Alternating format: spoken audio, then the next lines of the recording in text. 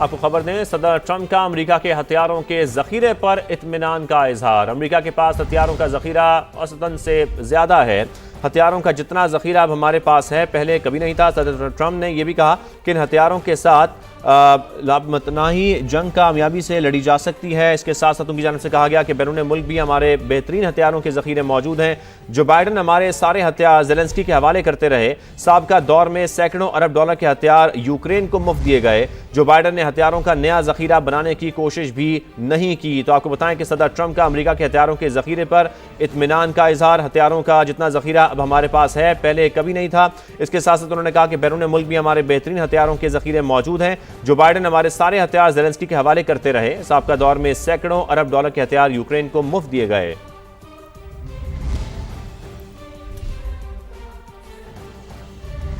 तो इस तमाम तर सूरत हाल पर बात करने के लिए साबिक सफ़ीर नखवाना हाशमी साहबा में ज्वाइन कर चुके हैं। नखवान साहबा, बहुत शुक्रिया समा को वक्त देने के लिए। यकीनी तौर पर सिचुएशन रूम से जैसे कि हम नाज़रीन को मुसलसल अपडेटेड रखे हुए हैं। जो डेवलपमेंट सामने आ रही हैं, जिस तरह से जो हमलों की तादाद है वो बढ़ती जा रही है। अमरीका और इसराइल की ईरान के साथ जंग अब नखवाना साहबा यकीनी तौर पर खित्ते में फैलती जा रही है। ईरान ने भी हमले तेज़ कर दिए हैं।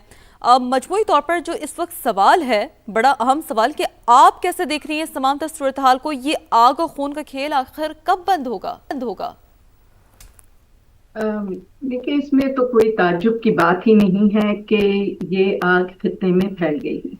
बहुत अरसे से ये बात हो रही है और ये कोई 1-2 महीने 1-2 साल की बात नहीं है। हमेशा से ये बात चल रही है कि अगर ईरान पे इस किस्म का हमला हुआ तो ये आग फिर ईरान तक नहीं रुकेगी, ये पूरे खित्ते को अपनी लपेट में लेगी। और देखें, वही हुआ है। और ये खित्ते से निकल के खित्ते के बाहर के ममालिक, एक्स्ट्रा रीजनल स्टेट्स तक भी अब ये पहुंच गई। जहां तक खित्ते का ताल्लुक है तो खित्ते में ये इसलिए पहुंची है कि खित्ते में प्रीडोमिनेंटली देखिए इस्लामिक ममालिक है, चाहे वो गल्फ है, चाहे वो मिडल ईस्ट है, सेंट्रल एशिया है, साउथ एशिया में भी तुर्की है, पाकिस्तान है, बांग्लादेश है, आपके साथ मालदीव्स है। तो ये सारे मुस्लिम ममालिक हैं जिनमें से सिवाय चंद एक के तमाम जो हैं वो बेसिकली वेस्टर्न एलाइज हैं। और तमाम ममालिक में खास तौर पे जिन्होंने एनसर्कल किया हुआ है ईरान को, वहां अमेरिका के अड्डे हैं। तो जब आप अमेरिकन अड्डे वहां रखेंगे और वो अमेरिकन अड्डे जो हैं वो ईरान ही के लिए बनाए गए हैं, तो फिर ईरान क्या समझेगा कि आप उनके दोस्त हैं या दुश्मन। फिर आप अपनी फिजाई हदूद जो है उसे भी मुस्तकिल इस्तेमाल करने दे रहे हैं कि वो ईरान पे हमले करे। आप एक मिनट के लिए सोचिए कि अगर पाकिस्तान इस सिचुएशन में होता तो क्या करता? वही करता जो ईरान कर रहा है। क्योंकि जहां जहां अड्डे हैं अमेरिका के जो इजराइल को डिफेंड करने के लिए हैं, तो फिर ईरान को डिफेंड करने के लिए तो कोई नहीं है। तो वो उनका अंडर इंटरनेशनल लॉ बिल्कुल एक जायज हदफ बनता है। और जो भी ईरान एक्शन ले, मेरे अंदाजे से तो वो बिल्कुल जायज होगा, क्योंकि इस वक्त मुसलमान मुल्क जो उनके इर्द गिर्द है वो भी, और अमेरिका और इजराइल तो खैर उनके दुश्मन ही हैं। वो ईरान को बेसिकली सफाई हस्ती से मिटाने की कोशिश कर रहे हैं। बिल्कुल नगमाना साहब, आपके मुताबिक ईरान की जगह कोई भी मुल्क होता तो अपने डिफेंस के लिए वो यही पॉलिसी अपनाता, इस तरीके से अपना डिफेंस करता। लेकिन हमें साथ में जो हकीकत है वो भी देखनी है, और वो हकीकत ये भी है कि अमेरिका ने ईरान की जो पूरी क़यादत है उसका खात्मा कर दिया है।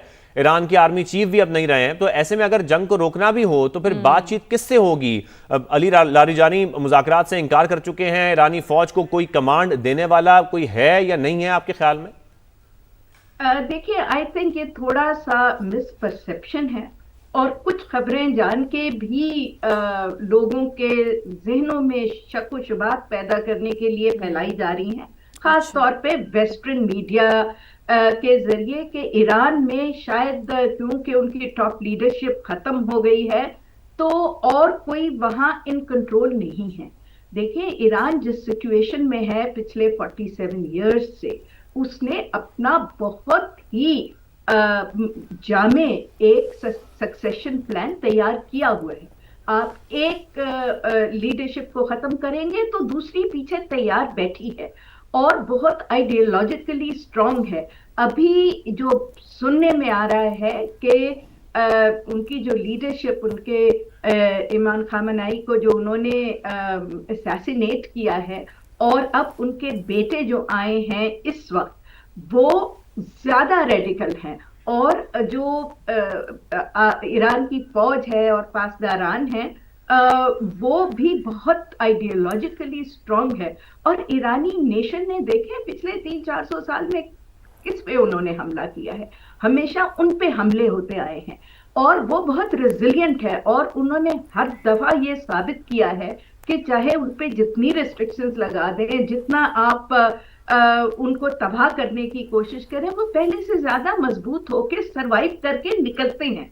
और अभी भी आपने देखा वो सरवाइव करके निकले हैं।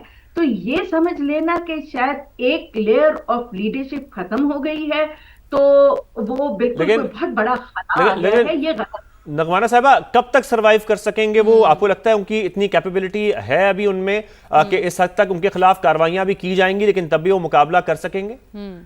देखिए, उन्होंने कहा है और एक गैरतमंद कौम को जैसे कहना चाहिए कि हम खून के आखिरी कतरे तक लड़ेंगे, फिर अगर मरना है तो लड़के मरेंगे, ठीक है ना। इस तरह सरेंडर करके हम किसी का गुलाम बन के नहीं मरेंगे। सोचने का सवाल इस वक्त ये नहीं है कि ईरान की कितनी कैपेबिलिटी है, सवाल इस वक्त ये है कि जो इतनी ब्लेटेंट बिल्कुल अनप्रोवोक्ड जंग उन पे मुसल्लत की गई है, जिसमें अब खत्ते के ममालिक भी वेस्टर्न कंट्रीज का और पावर्स का साथ दे रहे हैं, ये कब रुकेगा? क्या उस वक्त रुकेगा जब इजराइल ग्रेटर इजराइल बना लेगा? ये उस वक्त रुकेगा जब बाकी मुस्लिम ममालिक को भी एक एक करके फिर ये खत्म हो जाएंगे? तो मतलब ये कब रुकेगा? सवाल ये होना चाहिए कि आखिर जो दुनिया की ताकतें, खासतौर पे मुसलमान मुल्क, ये तो बेसिकली एग्जिस्टेंशियल इशू मुसलमानों का है। ऑलरेडी देखें कल लेकिन नगवाना साहब, इसमें जो एक डिप्लोमेटिक टाइज हैं, डेफिनेटली जी मेरी बात कंप्लीट होनी दे। देखें, कल ही उनके डिफेंस मिनिस्टर ने भी कहा है, फिर उसके से पहले वाइस प्रेसिडेंट ने भी कहा है कि हम इस खित्ते में से रेडिकल इस्लाम को खत्म करेंगे। तो सवाल ये क्यों नहीं पैदा होता कि इस वक्त तो अमेरिका में भी रेडिकल क्रिश्चियनिटी है, इस वक्त तो इजराइल में भी रेडिकल जूडाइज्म है और इंडिया में रेडिकल हिंदुइज्म है। तो आखिर मुसलमानों ही के लिए, इस्लाम के लिए रेडिकल इस्लाम का लफ्ज क्यों इस्तेमाल होता है? देखिए, ये बातें हैं, इस पे आवाज उठानी चाहिए। इस पे बात नहीं होनी चाहिए कि ईरान ने वो अपने नेबर्स पे हमला कर दिया, तो भाई नेबर्स ने क्यों दुश्मन के साथ मिलकर वहां अड्डे बनाए हुए हैं कि वहां से फैसिलिटेट करे वो दुश्मन को कि वो ईरान को खत्म करे? तो ईरान तो with in its international law, even UN security council allow करती है कि अगर इस तरह के अहदाफ हों तो वो बिल्कुल ही जायज अहदाफ। तो आई थिंक यहाँ गलत पूछे। नगवाना साहब, आपके सारे सवालात जो आप उठा रही हैं बिल्कुल वैलिड हैं, लेकिन फिर वही बात है, जब हम ओवरऑल सिचुएशन को देखते हैं, माजी में नजर दौड़ाते हैं और माजी में कई ममालिक के साथ जब इस तरह के तनाज़ात हुए हैं और उसमें किस तरीके से रजीम को चेंज किया गया है, तो ज़ाहिर है फिर हम उसको भी सामने रखते हैं तज्जिया करने के लिए, उसको समझने के लिए। तो आपको पूरी सूरत हाल को देखते हुए फिर अभी मुस्तकबिल करीब में क्या दिखाई दे रहा है? देखें जी, मुस्तकबिल करीब में ये अगर अब भी हम सब लोग होश के नाखून नहीं लेंगे तो एक के बाद दूसरे सबका यही हाल होगा।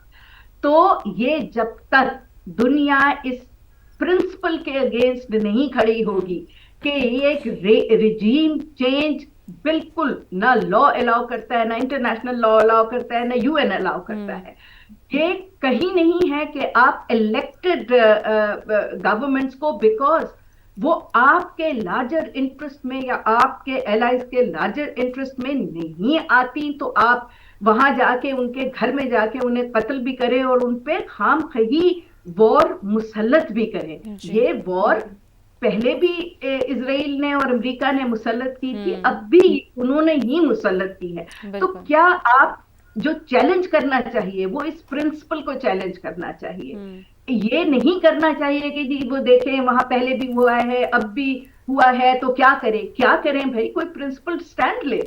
अगर इसी तरह होता रहा तो ये तो फिर सिर्फ इजराइल और अमेरिका ही रह जाएगा, बाकी तो मुल्क मेरा ख्याल है सारे रिजीम चेंजेस के और इजराइल के उससे इशारों पे वही करते रहेंगे जो इजराइल और अमेरिका चाह रहे हैं। तो फिर आप भूल जाएं अपनी डेमोक्रेसीज भी भूल जाएं, अपने किंगडम्स भी भूल जाएं, अपना एमिरेट्स भी भूल जाएं। तो इस वक्त आई थिंक ये एक हिस्टोरिक मौका है कि शॉर्ट टर्म इंटरेस्ट हम अब अपने जरा बालाए ताक रखें और long term interest and survival of the Muslim world का सोचें।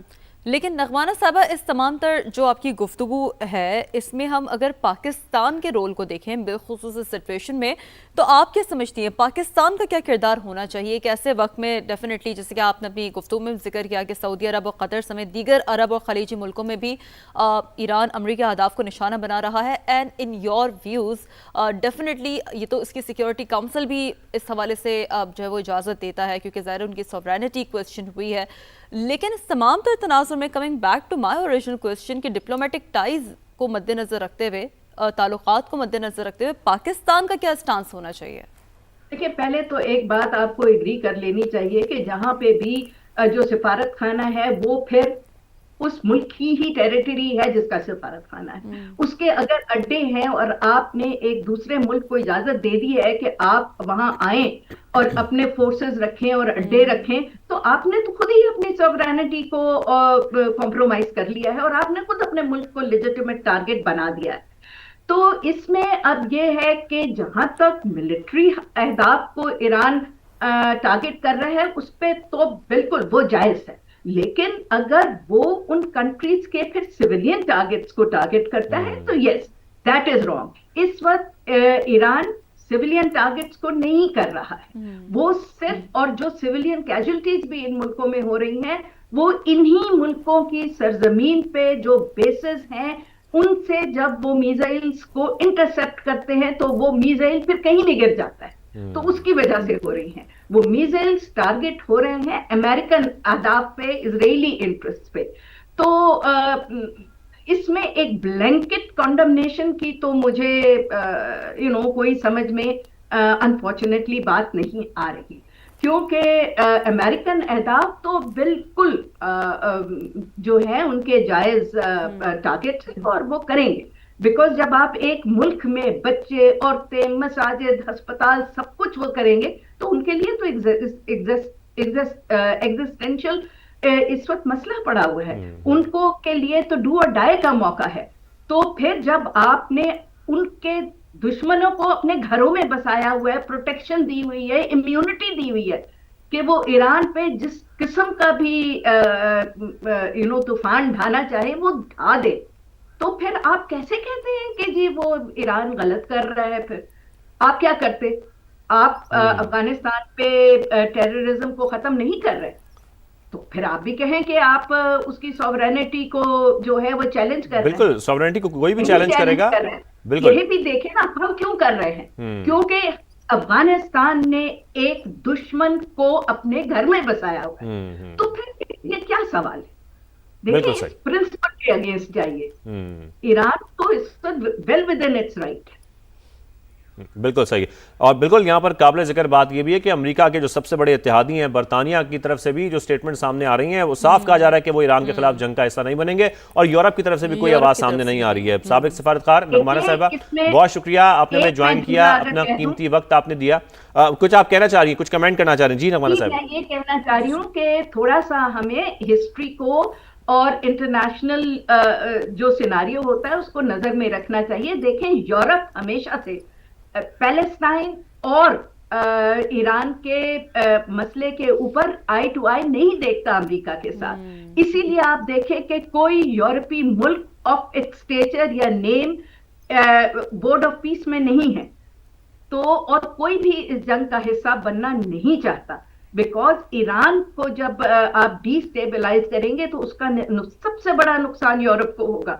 अमेरिका तो 8000 किलोमीटर दूर बैठा हुआ, तो ये इतना आसान नहीं था इन्हें जंग डोमेस्टिक रीजंस के लिए शुरू की है अपने ट्रंप साहब ने, बिकॉज ही थॉट कि इस वक्त लेकिन इसके रेपरकशंस बिल्कुल इंडिविजुअलिस्टिक लेंस से इसके रेपरकशंस बहुत ज़्यादा हैं, बहुत वास्ट है। बहुत शुक्रिया नगमान हाशमी साहिबा, साबिक सफ़ीर हमारे साथ मौजूद थी और बहुत ही मुफस्सिल उन्होंने तज्जिया समाज के नाज़रीन के सामने रखा।